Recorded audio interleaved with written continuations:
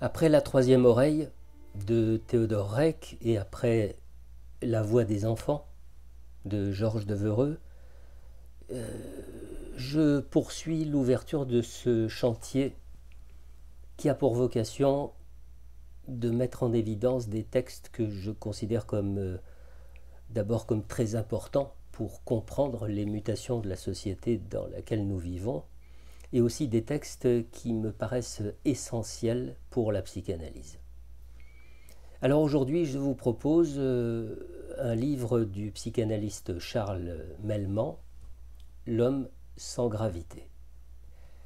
C'est un livre dans lequel l'auteur analyse la transformation de la subjectivité humaine à l'ère contemporaine.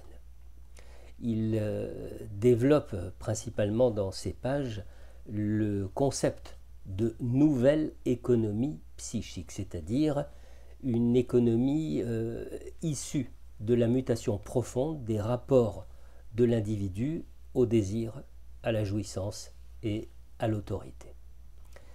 C'est une mutation anthropologique majeure, parce que notre époque est marquée par une véritable rupture avec le modèle classique de la subjectivité, c'est-à-dire un modèle qui était auparavant structuré par le refoulement et par la loi du père.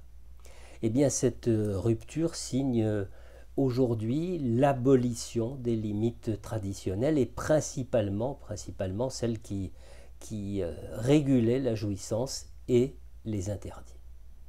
Alors, évidemment, on se doute que cette mutation s'observe dans la clinique.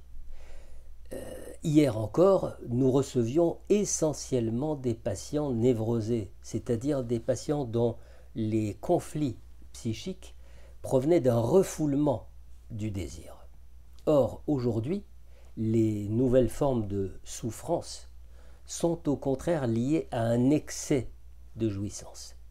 Un excès de jouissance autorisé par l'absence d'interdit.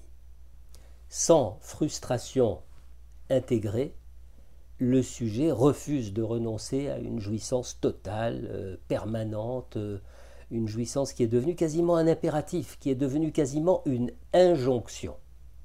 Et il en souffre. Alors, qu'est-ce qui caractérise cette nouvelle économie psychique? D'abord, sur le plan clinique, le passage de la névrose à la perversion. Ça c'est une évidence. À savoir que les désirs ne sont plus refoulés, ils doivent être montrés et satisfaits dans l'instant. Notez tout de même que j'utilise le mot désir, mais ce passage de la névrose à la perversion efface littéralement la notion de désir au profit d'une autre notion, celle de l'envie. C'est-à-dire que l'individu actuel ne connaît plus le désir, il ne connaît plus sa formation, il ne connaît plus l'attente qui lui est liée, la force motrice qui l'accompagne. Il ne désire plus, il veut juste consommer, et consommer vite, et consommer ce que les autres possèdent et exhibent. Deuxième caractéristique, une difficulté manifeste à structurer une identité stable, de fait, par la dérégulation de la jouissance que plus rien ne vient entraver. C'est une conséquence évidente d'une absence de cadre, exactement à l'image de toutes les dérégulations que l'on peut observer, au niveau des États comme au niveau mondial. Et puis enfin la disparition du repère structurant qu'était la figure symbolique du père. Une disparition qui entraîne une confusion sur les rôles et sur les places au sein de la société. Évidemment, on peut identifier un certain nombre d'origines à cette irruption, à cette submersion d'une jouissance sans limite. L'omniprésence du consumérisme, par le fait que toute la société est organisée autour de ça. Elle est organisée pour satisfaire immédiatement les pulsions, qu'il s'agisse de nourriture, de sexe, d'information ou de divertissement. Ensuite, la disparition des normes sociales et culturelles qui, là encore, structuraient auparavant l'individu. Et puis le rejet de la castration, le refus de renoncer à une perte, quelle qu'elle soit. Renoncement qui, là encore, structurait auparavant le sujet. Et puis, comme je l'ai dit il y a un instant, l'effacement du père, sa marginalisation, le discrédit de celui qui introduisait l'enfant à la loi et aux limites. Dans son ouvrage, Charles Melman décrit les conséquences concrètes de cette nouvelle organisation psychique. Cet homme sans gravité qu'il évoque, c'est un individu qui n'est plus retenu par des limites psychiques. C'est un individu qui flotte dans une existence sans ancrage, qui est soumis au flux d'informations, aux modes, aux désirs immédiats. Autre conséquence, l'émergence d'un sujet qui devient un simple usager de la vie, soumis aux impulsions et aux objets de consommation, plutôt qu'un individu animé par un véritable désir. Une société où les individus sont psychiquement fragiles, sans repère, exposés à la dépression, à l'angoisse, à l'addiction, aux addictions, des individus qui oscillent en permanence entre hyperactivité et passivité, entre excitation et dépression. Une société où le père, figure garante de la transmission de la loi, est perçu désormais comme inutile. D'où une absence de cadre dans l'éducation des enfants et dans la construction de l'autorité. D'où également le fait que les jeunes générations grandissent sans véritable confrontation avec une autorité stable, ce qui rend difficile leur rapport aux limites et aux frustrations. Enfin, Charles Melman pointe une autre conséquence tragique. Là où Freud et Lacan montraient que le sujet humain est fondamentalement divisé, c'est-à-dire qu'il y a en lui un conflit entre son désir inconscient et les interdits de la société.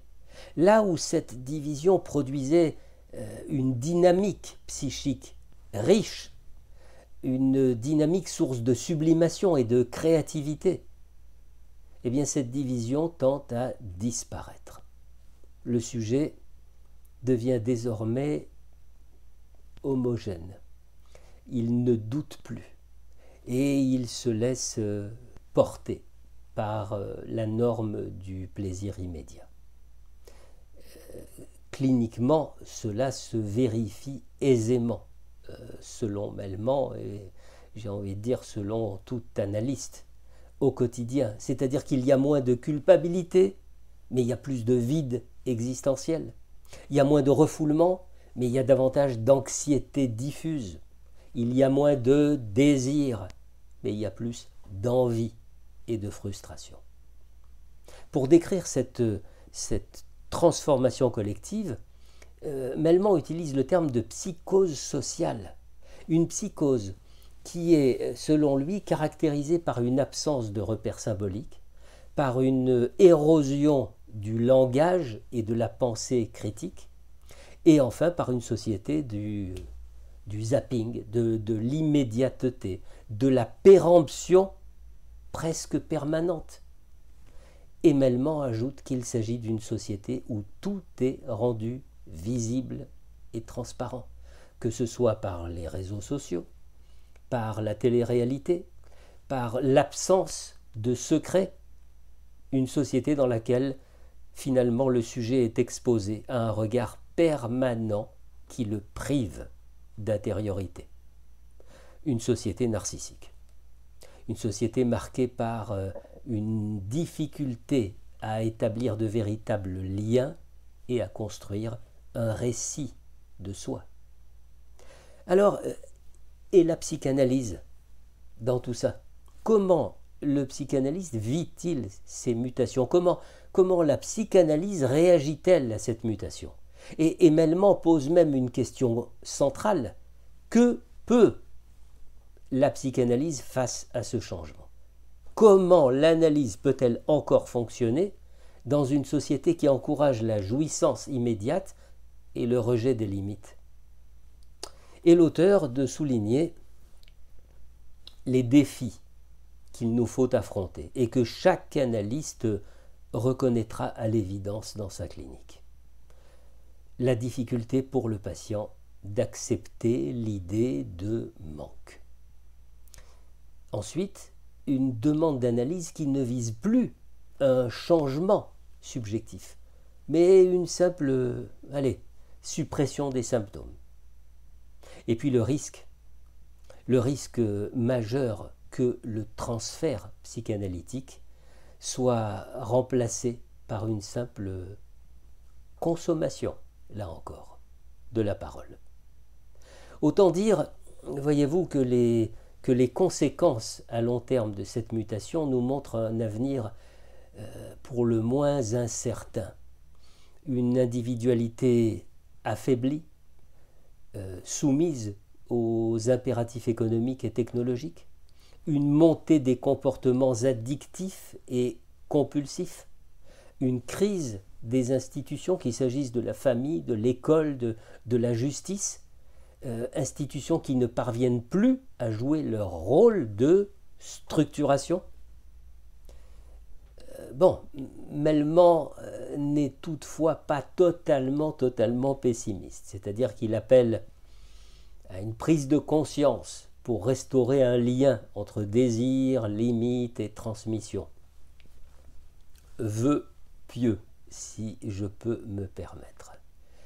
Néanmoins, l'ouvrage a le mérite de nous mieux faire comprendre les tenants et les aboutissants des mutations de la subjectivité contemporaine, en même temps que les défis qu'elle pose, et à la psychanalyse, et à la société tout entière.